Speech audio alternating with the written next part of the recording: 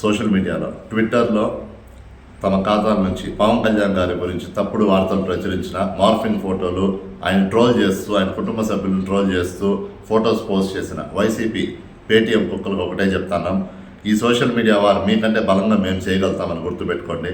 మీ సైన్యానికంటే మా సైన్యంకి బలం ఎక్కువ.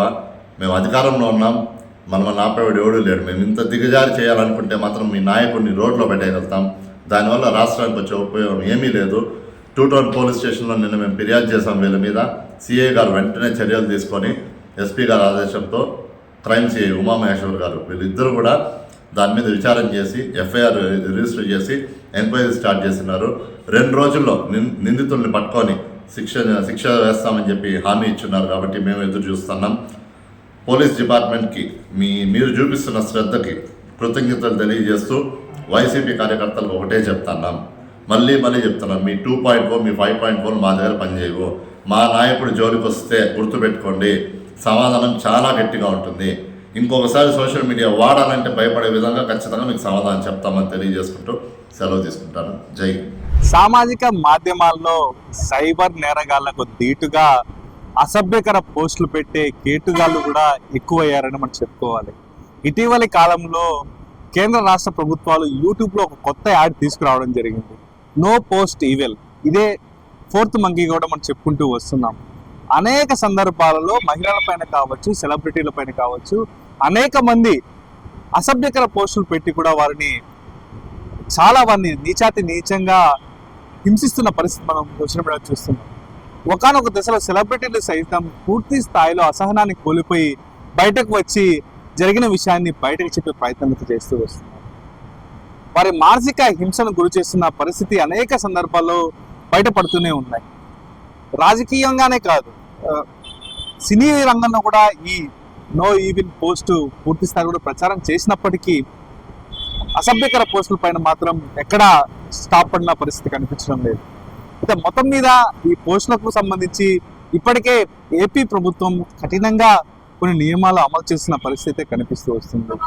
ఎన్డీఏ కూటమి ప్రభుత్వం ఏర్పడిన నుంచి కూడా ఈ నో పోస్ట్ ఈవిల్ పైన పూర్తి స్థాయిలో కూడా విచారణ సాగుతున్న పరిస్థితి కనిపిస్తుంది. ఇప్పటికే వందల మంది పైన కేసులు నమోదు చేసి వారందరినీ కూడా జైలుకి తీసుకెళ్లిన పరిస్థితి కనిపిస్తుంది.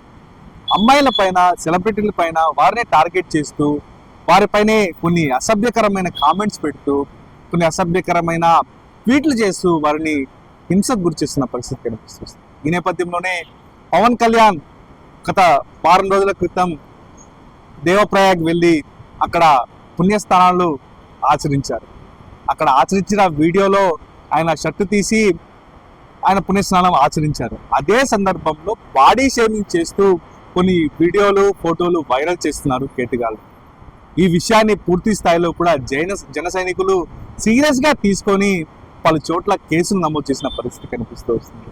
ముందుగా తిరుపతి జిల్లాలో వెస్ట్ పోలీస్ స్టేషన్లో ఒక కేసు నమోదు కాగా, చిత్తూరు జిల్లాలో 2 టౌన్ పోలీసులో కూడా మరో కేసు నమోదైంది. దీనికి సంబంధించి జన సైనికులు కూడా తీవ్ర స్థాయిలో ఆగ్రహ ఆవేశాలు వ్యక్తం చేస్తున్న పరిస్థితి కనిపిస్తుంది. రాజకీయంగా ఎదుర్కోలేకే ఇలాంటి దుష్ప్రచారాలు చేస్తున్నా అంటూ కూడా వారు మండిపడుతున్న పరిస్థితి. అయితే మొత్తం మీద దీనిపైన కేసు నమోదు చేసి విచారిస్తున్న పోలీసులు ఇప్పటికే నిందితులను అదుపులో తీసుకున్నారు. అసలు అసభ్యకరమైన కామెంట్స్ పెట్టి అసభ్యకరమైన పోస్టులు క్రియేట్ చేసి దాన్ని సోషల్ మీడియాలో వైరల్ చేస్తూ అసలు ఎందుకు ఇలాంటి చర్యలు పాల్పడుతున్నారన్న ఒక కోణంలో కూడా పోలీసు విచారణ సాగుతున్న పరిస్థితి అయితే కనిపిస్తూ వస్తుంది. ఎవరైనా సరే సోషల్ మీడియాలో పోస్ట్ చేసేటప్పుడు ఖచ్చితంగా నియంత్రణ పాటించాల్సిన అవసరం ఎంతైనా ఉంటుంది.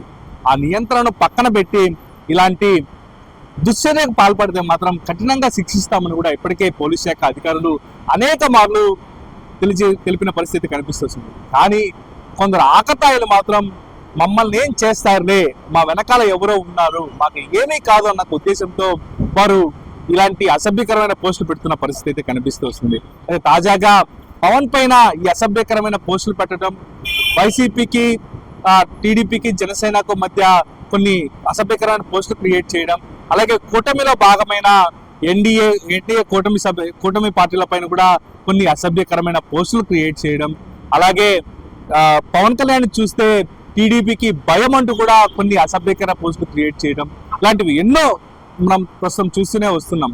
ఇలాంటి వాటికన్నీ కూడా పులి స్టాప్ పెట్టే విధంగా ప్రత్యేక చట్టాన్ని తీసుకురావాలని కూడా జన సైనికులు అలాగే టీడీపీ కార్యకర్తలు బీజేపీ నాయకులు కోరుతున్న పరిస్థితి కనిపిస్తూ వస్తుంది.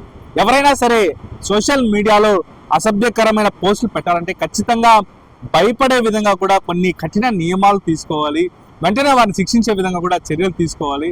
అసలు ఇలాంటి కార్యక్రమాలు చేపట్టే వారి వెనక ఎవరున్నారు, వారిని తీసుకొచ్చి కోర్టు ముందు దోషులుగా నిలపాలంటూ కూడా భారీ ఎత్తున విన్నతలు అయితే అందుతున్న పరిస్థితి కనిపిస్తూ వస్తుంది.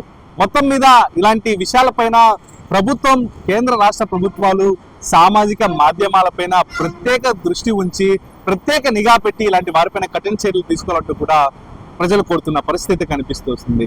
రాష్ట్రంలో డిప్యూటీ సీఎం స్థాయి వ్యక్తికే ఇలాంటి పరిస్థితి నెలకొన్నప్పుడు సామాన్యులైన మా పరిస్థితి ఏంటంటూ కూడా ప్రజలు వాపుతున్న పరిస్థితి. దీనిపైన కఠినంగా నిర్ణయాలు తీసుకొని కఠినంగా శిక్షించే విధంగా కూడా చర్యలు తీసుకోవాలని కోరుతున్నారు.